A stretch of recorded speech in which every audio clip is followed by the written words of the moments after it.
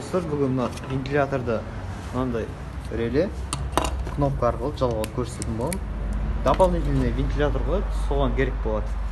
Бізде мына жерде бірінші мынау 30-85 деген ножка тұр. Осы екеуіне постоянно аккумулятордан плюс алатын боласыз. 30 деген 85.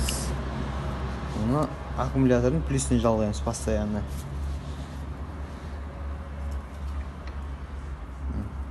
Мына питание бар.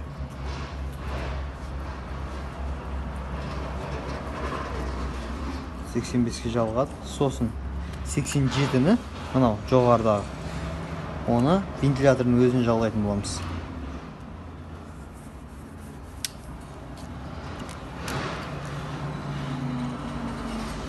Вентилятордың өзін плюсовойына жалғаймыз. Қызыл қара плюс болады бұларда көбінесе.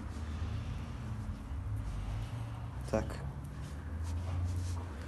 Мына кнопканы через масса жалғаймыз. Кузовтың минусқа, яғни сіздердің тілдеріңіз бұл.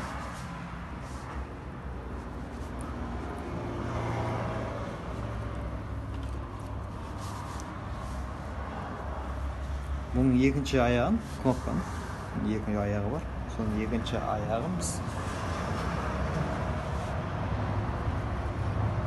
Так, мына жерде 86 деген ножка тұр, соған жалғаймыз.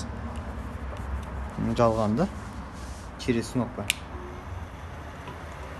Қаласаңыздар өшіріп қоясыздар.